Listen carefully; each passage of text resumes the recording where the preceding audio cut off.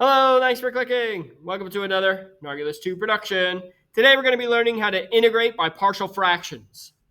Okay, so partial fractions is a technique, which we'll see on the next slide here. Hopefully you've seen it before. If not, we'll give you an example. I also have a video up on my channel that only works with partial fractions, no calculus involving it, that you can check out.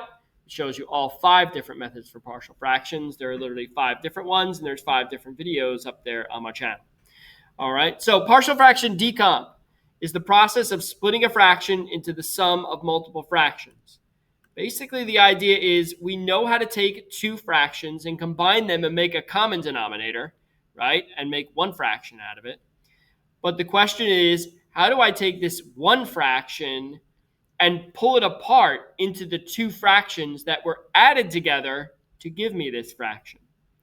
Okay, so that's what we're going to do here. So first thing we're going to do is we're going to do the decomposition on this fraction itself. All right, so to do that, the first thing you're going to do is you're going to factor the denominator because you need to know what the 2 factors are. So we have x squared plus 6x minus 6. This is going to factor with x and x, plus 3 and minus 2, right? 2 numbers that multiply to be negative 6 and add up to 1.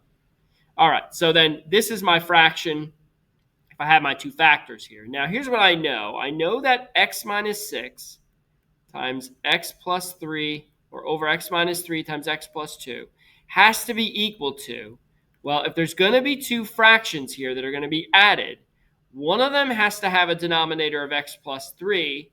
The other one has to have a denominator of x minus 2. But the problem is I don't know what's in each of their numerators to make x minus 6 the answer. Okay?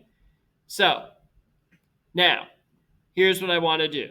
Basically, what I want to do, the goal is to solve for a and b. I want to try to get a and b alone. I want to figure out what each one of them are. I want to figure out a number for each one to put up here to mean if I combine these 2 fractions, I get this as my answer. All right, so to do that, what we're going to do first is we're actually going to combine the 2 fractions using a and b in our problem. So I'm going to rewrite the x minus 6 over x plus 3 times x minus 2 here is equal to, and I'll show you what happens. So the common denominator is, of course, x plus 3 times x minus 2, right? The first term is going to need an x minus 2 to make the common denominator. And the second term is going to need that x plus 3.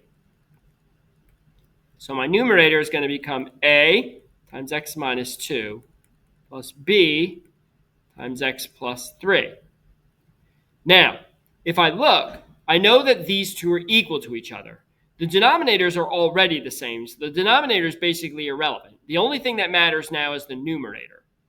Okay, so I need x minus 6 to equal a times x minus 2 plus b times x plus 3. All right, now how do I make that happen? So what we're going to do is we're going to choose, there's 2 ways to do this. We're going to choose the Heaviside method, it's called. We're going to choose values for x that are strategic. These values for x are basically going to cancel out one of the 2 variables, a or b. That's what I'm trying to solve for. So for example, if I let x equal 2, well then 2 minus 2 is 0, and 0a is 0. So then a will drop out, but b will still be in the equation, so I can solve for it. So if x is 2, then I get 2 minus 6 is equal to, a drops out, right? 2 minus 2 is 0. A times 0 is 0. And then b, 2 plus 3. So then negative 4 is equal to 5b. So that means b is negative 4 over 5. If I let x be, so I solve for b. Now I got to solve for a. So I want to eliminate b. So if I let x be negative 3, that'll knock b out and still leave me with a. So negative 3 minus 6 is equal to a times negative 3 minus 2. So that's negative 9 equals negative 5a. So a would be 9 over 5. Great. So then what do I know? I know that this fraction can be rewritten. Well, a is 9 over 5. So if I write 9 over 5 x plus 3 minus, b is negative 4/5. So it's going to be minus 4 over 5x minus 2. And I combine these fractions, I will get x minus 6 over x squared plus x minus 6. Okay? That's what I will get. All right? So basically what we've done is literally taken our one fraction and split it into two separate fractions that are added and subtracted. Okay? Now, what's so great about that? Well, we can use that as a technique to integrate, and I'll show you why. So let's try to remember this. 9/5 over, it was 9/5 over x plus 3 minus 4/5 x minus 2, right? We got to remember that. We need that in a minute. Yes. Okay. So there is my decomped fraction.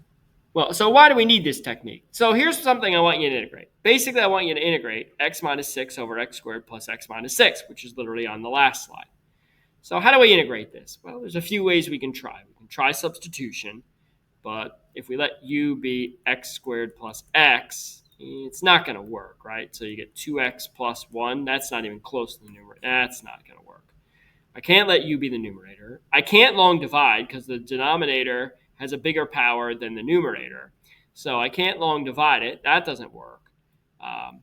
And then pretty much after that, I'm basically stuck. I don't really have much else. But if I know that x minus 6 over x squared plus x minus 6 is equal to this subtracted fractions, I could change this integral and rewrite it as 9/5 times 1 over x plus 3 minus 4/5 times 1 over x minus 2. Oops, I wrote two integrals. Both of them with respect to x, right? I could literally subtract those two integrals, that's allowed, and integrate them both separately. But these I can do. They're not that difficult. If I take out the 9/5, it just becomes 1 over x plus 3 dx. I can use substitution. Let u be x plus 3. du is equal to dx. It's a straight swap of du for dx. So that gives me 9/5 the integral of 1 over u du. Minus, if I take out the 4/5, I'd have 1 over x minus 2 dx. I'll let w be x minus 2. dw is dx. It's a straight swap, du for dw. 4/5, the integral dw over w. Now, the integral of du over u is the natural log. So this is going to be 9/5 natural log absolute value u minus 4/5 absolute value, or ln absolute value w, plus c, and then I back substitute.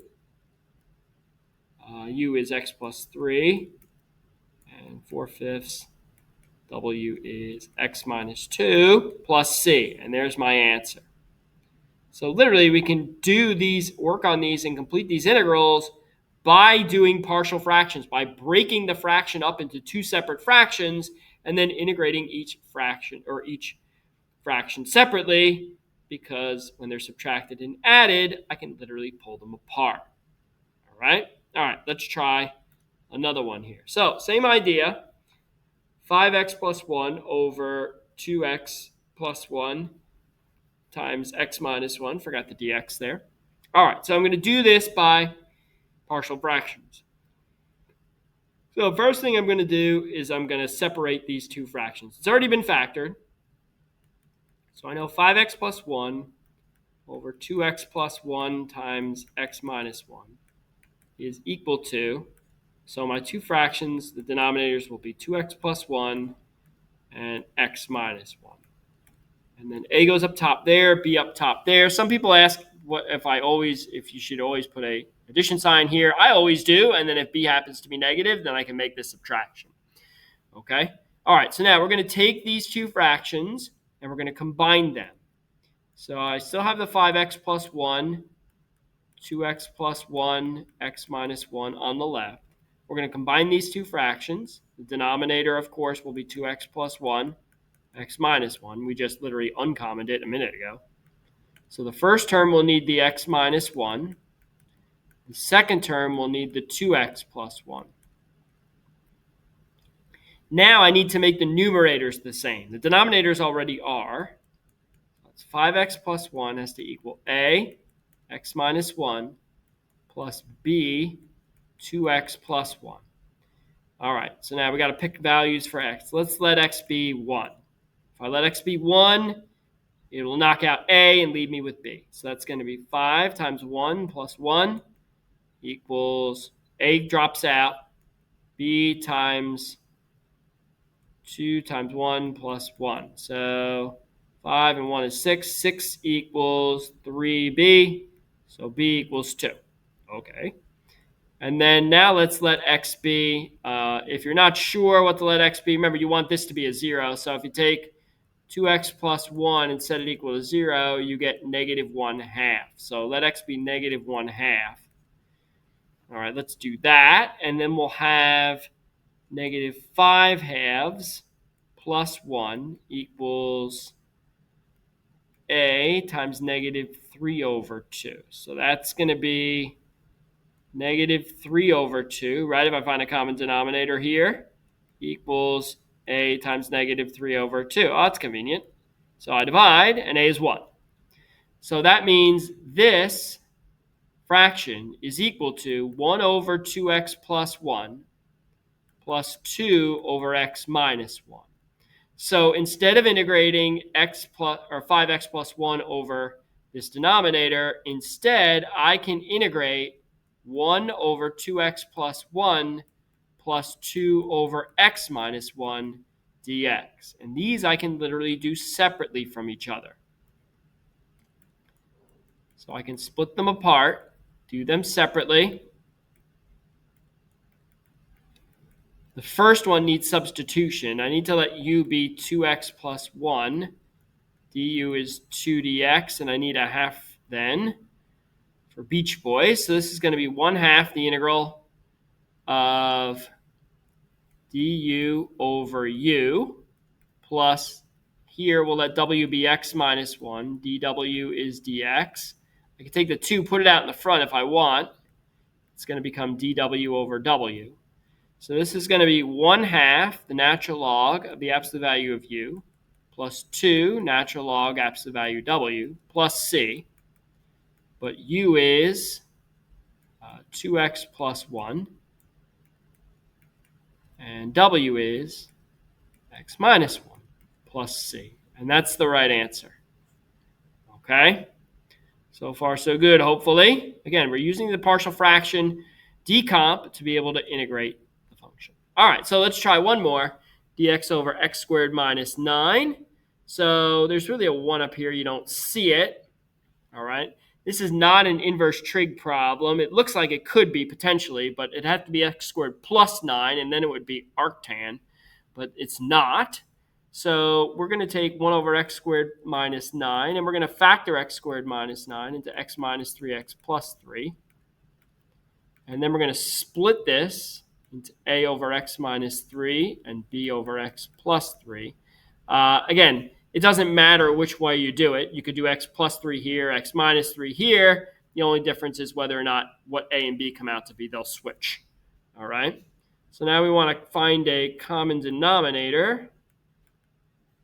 Oops. So I should have written this one here, but that's okay. So common denominator is x minus 3 times x plus 3. So that first term needs an x plus 3 to make the denominator. The second one needs the x minus 3.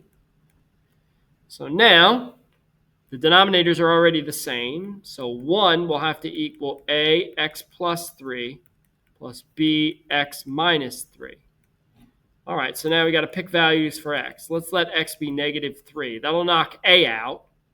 So 1 will be negative 6b. That makes b negative 1 over 6. And then we'll let x be 3. So 1 will be equal to 3 and 3 is 6a. B drops out. A is equal to 1/6. Okay, so now in place of this, we can rewrite this as 1 over 6 times 1 over x minus 3 minus 1 over 6, 1 over x plus 3. And now I can integrate 1 over 6 times 1 over x minus 3 minus the integral of 1 over 6, 1 over x plus 3. So here I need substitution. I'd have to let u be x minus 3. du is dx. I can take the 1/6 out. I'll end up with du over u. Again, if you can do it without substitution, no problem. You can just do it. Here, w would be x plus 3. dw would be dx. So the 1/6 came out. It's going to be dw over w. Again, a lot of times here, most of the time here, at least in this case, with this case of partial fractions, you're going to get natural log. Natural log absolute value u minus 1/6 natural log of w. Absolute value 1/6. It gives me the natural log of x minus 3 minus 1/6 the natural log of x plus 3. And what you could also see is you could see this 1/6 out in front, natural log of the absolute value of x minus 3 over x plus 3 plus c, because I'm using my log properties, right? The natural log of a minus the natural log of b is the natural log of a divided by b. And once I took the 1/6 out, it gave me that form, so I was able to write this in return. So sometimes you might get a multiple choice question, and the answer might look like this. That's where it came from, okay? And that's it. As always, thanks for clicking.